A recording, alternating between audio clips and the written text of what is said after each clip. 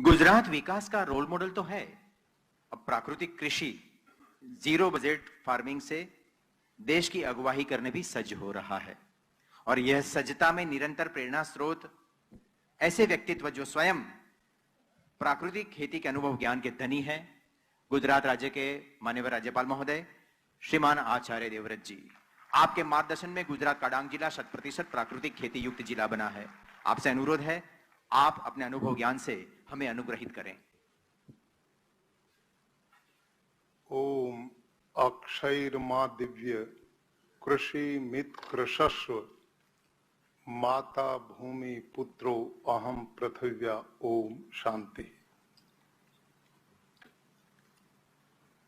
विकासोन्मुखी नूतन चिंतन और दृढ़ इच्छा के धनी हम सब के प्रेरणा स्रोत भारत के परम आदरणीय प्रधानमंत्री जी, अहर्निश सक्रिय भारत के यशस्वी केंद्रीय गृह एवं सहकारिता मंत्री जी, माननीय मुख्यमंत्री गुजरात, माननीय केंद्रीय कृषि मंत्री भारत, माननीय मंत्री परिषद के सभी सदस्यगण, अधिकारीगण, कृषि वैज्ञानिक, इस आयोजन में प्रत्यक्ष और आभासी रूप से जुड़े हुए मेरे लाखों लाख किसान भाइयों और बहनों,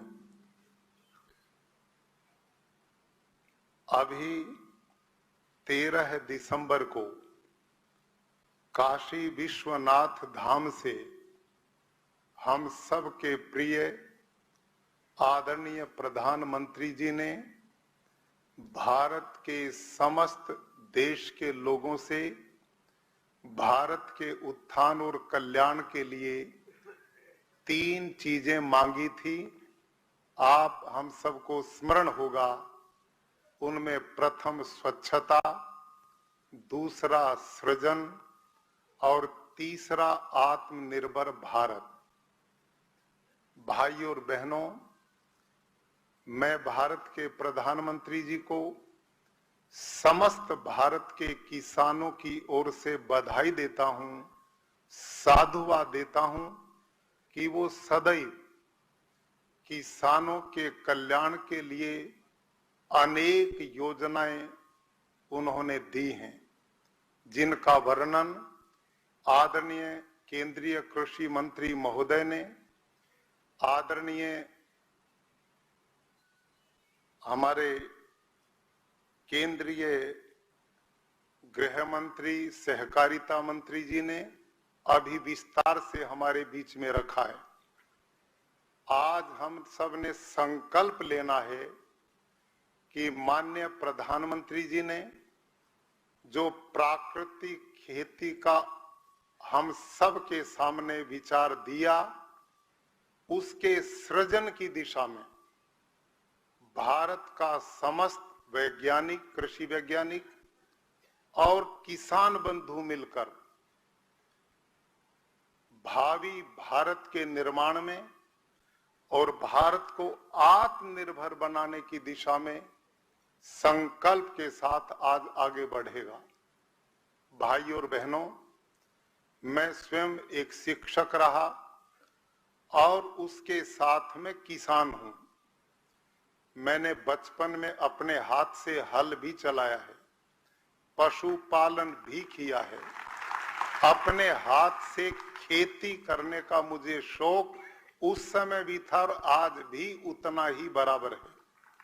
आपकी जानकारी के लिए आज मैं वो अनुभव साझा करना चाहता हूं जो लाखों लाखों भारत के किसान इससे लाभ उठा पाए। जो नियम मेरी खेती में है वो भारत देश के हर किसान के भी खेत में है। भाइयों और बहनों, गुरुकुल कुरुक्षेत्र हरियाणा में 35 वर्ष प्रधानाचार्य रहते हुए 1,500 बच्चे आवासीय रूप से वहां पढ़ते हैं। उनके भोजन की व्यवस्था हमारे गुरुकुल के 200 एकड़ के फार्म में की जाती है। मैं उसमें 90 एकड़ जमीन में स्वयं खेती कराकर उन बालकों के भोजन, गेहूं, चावल, दाल, सब्जी की व्यवस्था कराता था। बाकी जो जमीन थी वो मैंने ठेके पर, लीज पर, भाड़े पर अन्य किसानों को दी हुई थी। एक दिन एक घटना घटी, खेत से मुझे सूचना आई कि आज खेत का अमुक कर्मचारी कीटनाशक का स्प्रे कर रहा था, गर्मी के दिन थे, वो उसके सिर में चढ़ गया और बेहोश होकर खेत में गिर गया। हम अस्पताल में लेके आए, 2-3 दिन बाद वो सामान्य हो पाया। और आप सब किसान इस बात को जानते हैं कि ऐसी घटनाएं अक्सर होती रहती हैं। लेकिन मेरे मन में एक विचार उस दिन आया कि मैं जिन बालकों को ये भोजन खिलाता हूं, उनको तो साक्षात रूप से गेहूं, चावल, दाल, सब्जी में कीटनाशक छिड़कवाता हूं। ये कर्मचारी तो उसकी गंध मात्र से बेहोश हो गया। जो कीटनाशक भोजन में डाल करके मासूम बच्चों को मैं दे रहा हूं, तो मैं ये अपराध कर रहा हूं। और उसी दिन से मैंने निर्णय लिया, अब मैं ये काम नहीं करूंगा। मैं कृषि वैज्ञानिकों से मिला, कृषि विभाग के लोगों से मिला, और उन्होंने मेरे को कहा कि आप इसका विकल्प जैविक खेती के रूप में कर सकते हैं, ऑर्गेनिक फार्मिंग कर सकते हैं। मैंने तुरंत पिट बनाए, उनमें गोबर की खाद डाली, जो केचुआ गोबर खाता आयात किया जाता वो डाला, और पूरी विधि से मैंने ऑर्गेनिक खेती शुरू कर दी। पहले साल 5 एकड़ में मैंने काम किया, मेरे हाथ कुछ नहीं लगा, कीट पतंग सारा खा गए। अगले साल भी मैंने उस काम को नहीं छोड़ा, लगभग 50% मेरे को मिल पाया। तीसरे साल फिर मैंने उसको चलाया, पूरी मेहनत करके लगभग 80% में उसमें कुछ ले पाया। अब मैंने विचार किया कि मेरे पास तो यहाँ 200 एकड़ जमीन है, जिस किसान के पास 2-3 एकड़ ही जमीन है और वो इस ऑर्गेनिक खेती को करेगा और 3 साल यूं घाटा होगा, तो उसके बच्चों का गुजारा कैसे चलेगा। इसमें मेरा खर्चा भी कम नहीं हुआ, मेहनत भी कम नहीं हुई, उत्पादन भी कम हो गया। इस चिंता में मैं बैठा था कि मैं वापस रासायनिक की ओर जाऊं, ये तो चलाई जा नहीं सकती। इसी बीच में मेरा परिचय सुभाष पालेकर जी से हुआ, जो प्राकृतिक खेती पर जिन्होंने बहुत बड़ा काम किया है। जब मैंने उनको अपने गुरुकुल में बुलाया और 500 किसान इकट्ठे किए, 5 दिन का शिविर लगाया, उसमें स्वयं बैठ करके मैंने प्राकृतिक कृषि की समस्त जानकारियों को जाना, और अगले 5 एकड़ खेत लेकर मैंने उसमें प्राकृतिक खेती उस विधि से शुरू की। मुझे बड़ा सुखद अनुभव मिला कि पहले ही वर्ष मैं लगभग उतना ले पाया जितना मैं रासायनिक खेती में करता था, और अगले वर्ष उससे भी और अच्छा मेरा अनुभव रहा। फिर मैंने 10 एकड़ में वो खेती शुरू की, उसमें भी ठीक रहा। मैंने फिर सीधा 90 एकड़ में प्राकृतिक खेती शुरू कर दी, और मेरा उत्पादन जितना रासायनिक खेती में होता था उतना हो गया, और इस समय मेरा उत्पादन रासायनिक खेती से भी ज्यादा होना शुरू हो गया। इस बीच में एक घटना और मेरे साथ घटी। जो बाकी मेरे 90-100 एकड़ गुरुकुल की जमीन थी, जिसको मैं ठेके लीज पे लोगों को देता था, वो किसान इकट्ठे होके आए, और 2017 में जो पिछले 25 साल से खेती को भाड़े पे लेते थे, उन्होंने मेरी खेती छोड़ दी, और ये कह करके छोड़ दी कि जी इसमें कुछ नहीं पैदा होता, हमारा खर्चा भी नहीं निकलता, हम आपका खेत नहीं लेंगे। मेरी चिंता बढ़ी। मैंने तो उपजाऊ जमीन उनको दी थी, और वो कहते हैं इसमें कुछ भी पैदा नहीं होता। तो मैंने एग्रीकल्चर यूनिवर्सिटी हिसार के सीनियर साइंटिस्ट थे, केवी कृषि विज्ञान केंद्र के मुखिया डॉक्टर हरिओम मेरे मिलने वाले थे। उनको मैंने बात समस्या रखी। उन्होंने कहा जी यूं पता नहीं लगेगा, पूरी मिट्टी के सैंपल लेके लैब में भेजेंगे तब पता लगेगा कि भूमि का क्या स्थिति है। सैकड़ों सैंपल हमने लेके यूनिवर्सिटी में भेज दिए। रिपोर्ट आ गई, मेरी भूमि का ऑर्गेनिक कार्बन 0.3, 0.4, 0.5 से नीचे नीचे आया। अब मैंने कहा मैं तो साइंटिस्ट नहीं जी, इसका मतलब क्या है? डॉक्टर हरिओम ने कहा कि वो किसान जो कह रहे हैं आपकी जमीन बंजर हो गई, अब ये वाकई कुछ पैदा करने की स्थिति में नहीं है। आप विचार करो। संपूर्ण भारत देश के किसानों से मैं निवेदन करता हूं, ये स्थिति क्यों पैदा हुई? उन लोगों ने किराए पे मेरी जमीन ली, उनका उद्देश्य से ज्यादा उत्पादन हो, यूरिया डीएपी कीटनाशक, यूरिया डीएपी कीटनाशक इतना डाला कि उपजाऊ जमीन मैंने दी थी और बंजर मेरे को दे करके चले गए। यही स्थिति पूरे देश की भूमि की हो रही है। कारण कि रासायनिक खेती में यूरिया डीएपी कीटनाशक का प्रयोग, जो जीवाणु जिनकी चर्चा माननीय गृह मंत्री जी ने की, जो केचुआ अर्थवर्म है, वो तो उससे मर जाते हैं, तो वही तो ऑर्गेनिक कार्बन पैदा करते हैं। तो मेरी जमीन बंजर बना दी।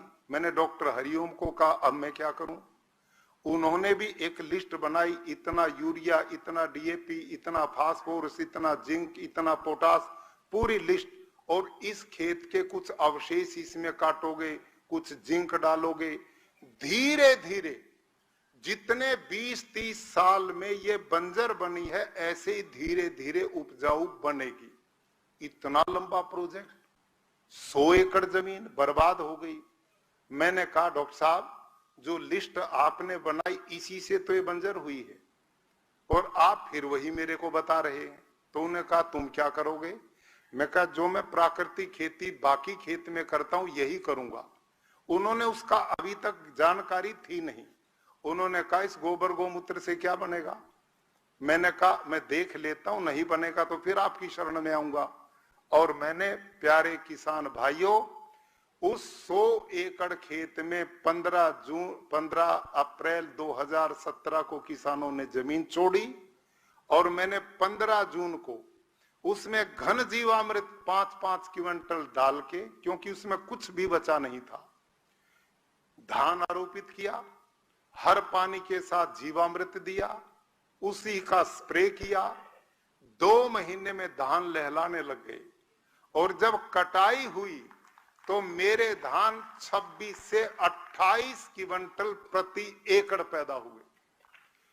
ये मैंने डॉक्टर हरिओम को दिखाया, वो आश्चर्य में पड़ गए, ये कैसे संभव है? इतना ऑर्गेनिक कार्बन कम जमीन का बंजर, इसमें इतना उत्पादन। वो चले गए, अगली भी खेती हमने उसमें ली। अगले साल फिर हमने इसी तरह से जीवामृत, घन जीवामृत का प्रयोग करते रहे। अगले साल उसी खेत में 32 क्विंटल एवरेज धान पैदा हुआ।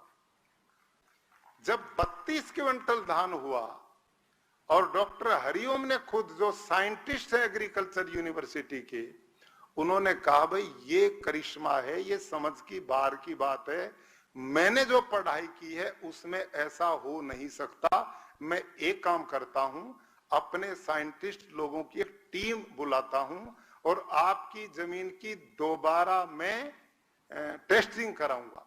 उन्होंने फिर सैकड़ों सैंपल उसी जमीन के लिए यूनिवर्सिटी में भेजे। रिपोर्ट आई, एक ही साल बाद मेरी जमीन का ऑर्गेनिक कार्बन 0.34 से बढ़कर 0.7, 0.8 पे चला गया। अब इसको जब उन्होंने रिपोर्ट उनके सामने आई तो वो पहले से भी ज्यादा आश्चर्य में पड़ गए। उन्होंने कहा कि रासायनिक खेती में कभी भी इतना ऑर्गेनिक कार्बन एक साल में बढ़ ही नहीं सकता। दुनिया का कोई साइंटिस्ट इसे मानेगा नहीं, ये बिल्कुल सत्य है, ये उन्होंने बताया। और मैं भी कहता हूं कि आप मानेंगे नहीं जो रासायनिक के साइंटिस्ट हैं, कारण है उसका। मैंने फिर वही बात कि ऑर्गेनिक कार्बन बढ़ाने का काम खेत में जीवाणु करते हैं, हलसिया, अर्थवर्म, केचुआ करता है, मित्र कीट करते हैं।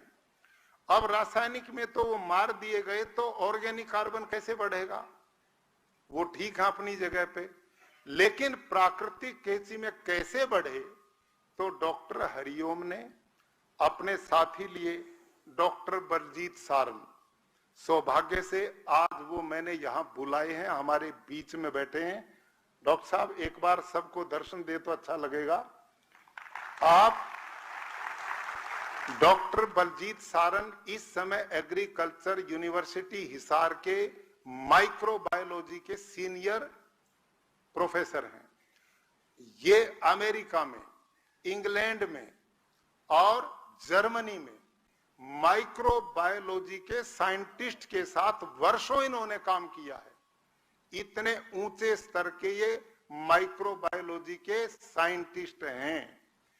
ये अपनी टीम लेकर के मेरे गुरुकुल में आए और उन्होंने कहा ये तुम्हारा जीवामृत क्या, हम इस पे रिसर्च करेंगे। इन्होंने रिसर्च की, इन्होंने गाय, देसी गाय का गोबर लिया, भैंस का गोबर लिया, हॉस्टन फ्रीजन गाय का गोबर लिया, जर्सी का लिया, सब पे अलग अलग रिसर्च किए, महीनों सालों लगाए इन्होंने।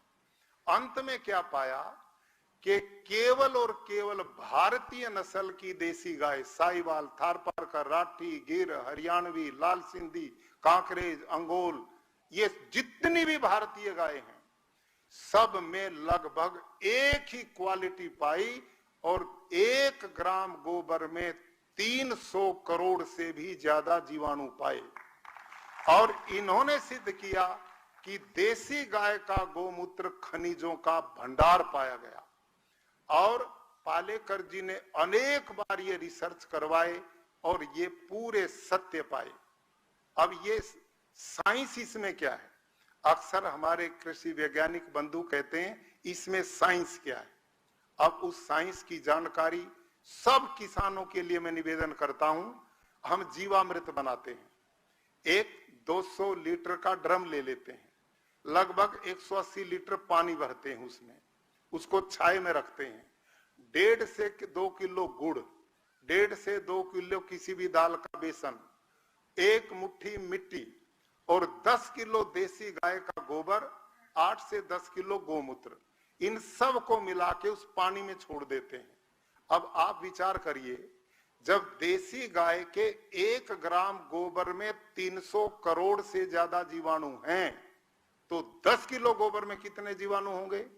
और इन जीवाणुओं को दाल का बेसन प्रोटीन के रूप में खाने को मिलता तो ये बलवान बनते हैं, और गुड़ मिलता तो मल्टीप्लाई ये बढ़ते हैं।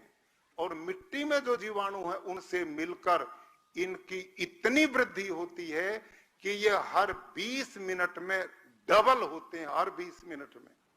और 72 घंटे में ये असंख्य मात्रा में बढ़ते हैं।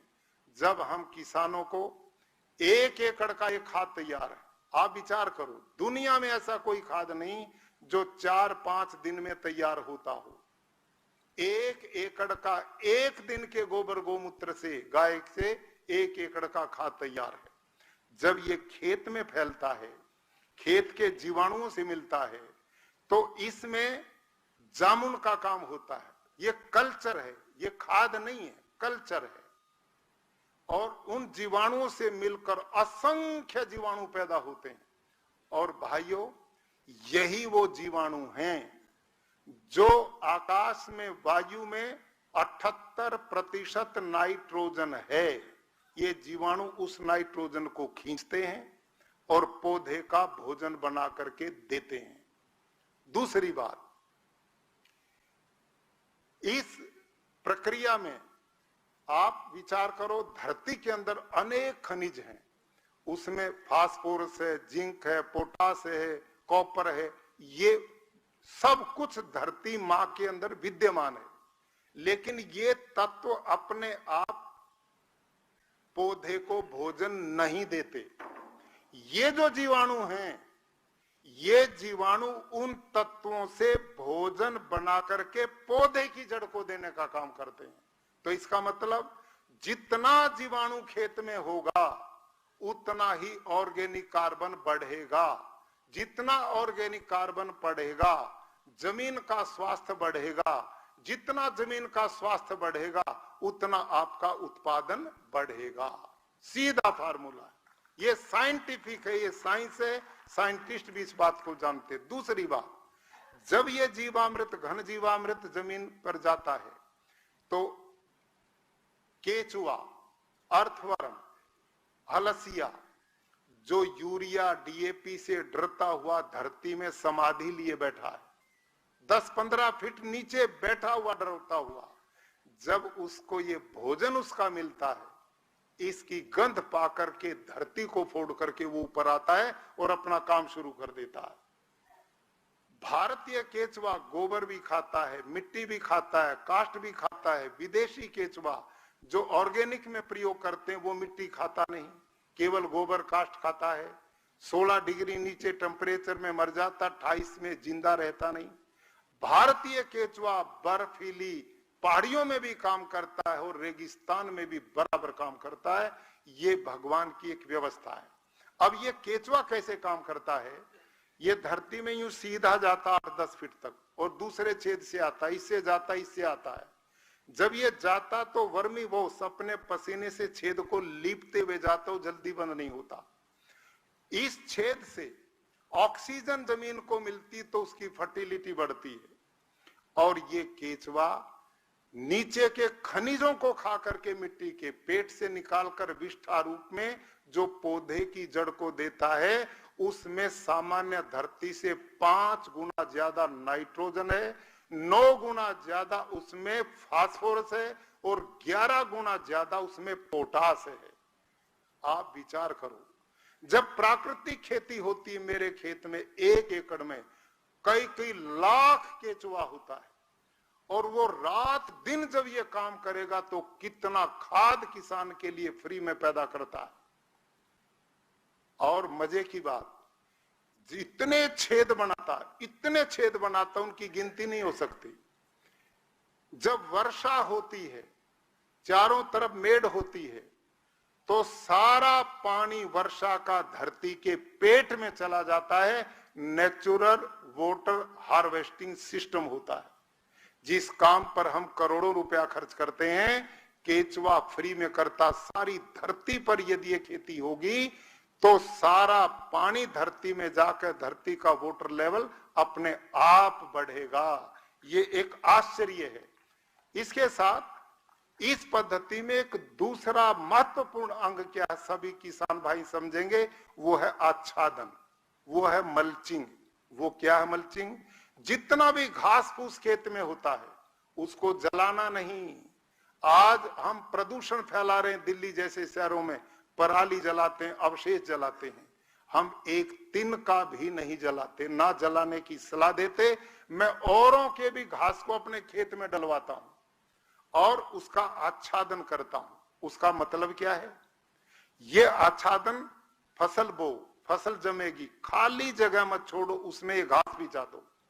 ये घास क्या काम करेगा कि आकाश में जो जलीय तत्व है उनको ये खींचता है और धरती की नमी को सूखने नहीं देता। 50% पानी की खपत कम हो जाएगी प्राकृतिक खेती में, नंबर 1। नंबर 2, जब 35 डिग्री धरती का तापमान होता है तो धरती का ऑर्गेनिक कार्बन आकाश में उड़ता है और वो ग्लोबल वार्मिंग को जन्म देता है। और घास से ढकते हैं तो धरती में रहता, तो धरती की फर्टिलिटी को बढ़ाता है।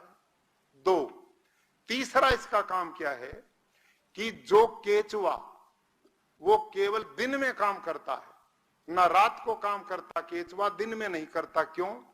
दिन में जब वो काम करते बाहर आता तो पक्षी उठा ले जाता है, उसे अपनी मृत्यु का भय है, इसलिए अंदर छुपा रहता दिन में। जब हम मल्चिंग करते हैं, धरती को ढक देते हैं, तो अंधेरा मिलता, पक्षी को दिखता नहीं, फिर वो रात दिन काम करता है।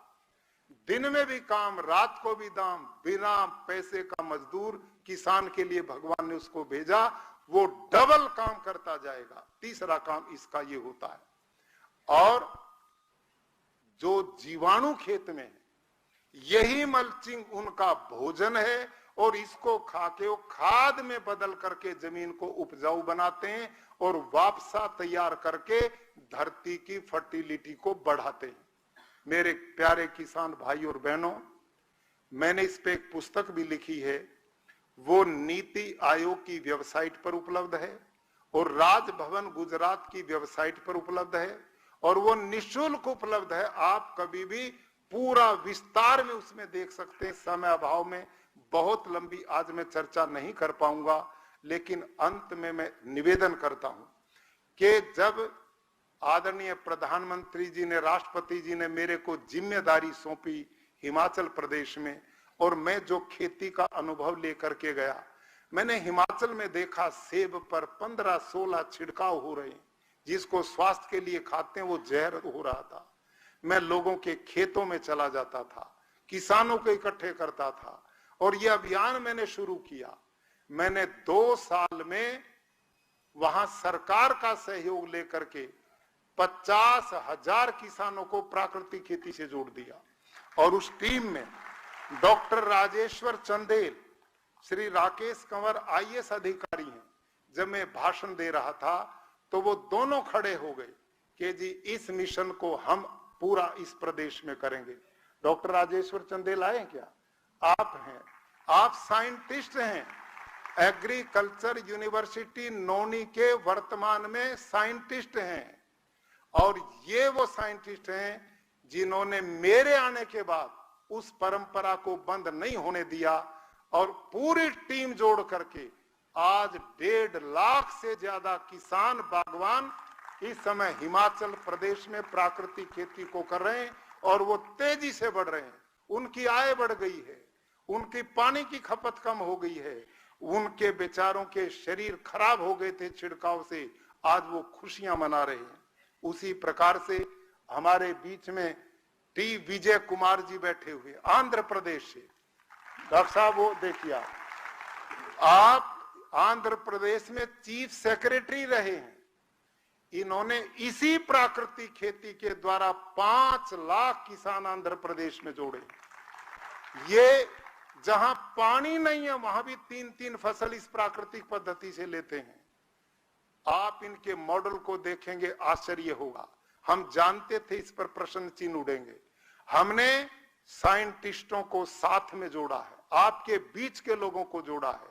इन पे पूरे के पूरे रिसर्च पेपर तैयार हैं, आप चाहें तो संपर्क में आकर इसको ले सकते हैं।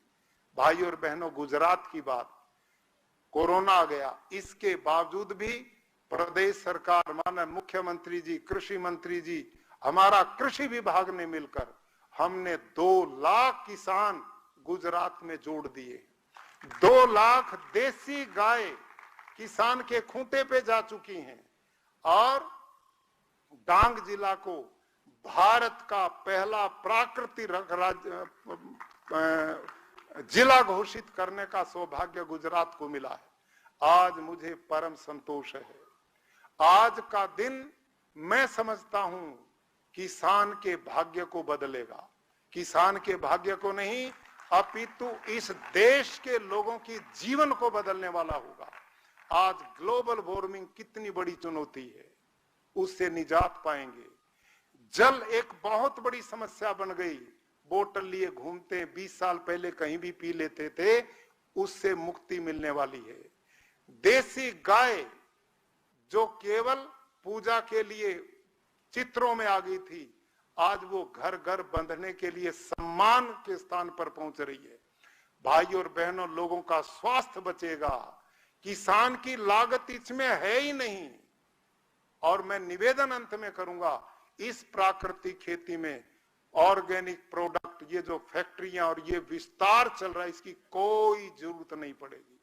किसान को बाजार में जाने की जरूरत ही नहीं है, कारण गाय उसके घर में है, खेत में गुड़ बनता है, खेत में दाल पैदा होती है, मिट्टी और इसमें लगता ही कुछ नहीं।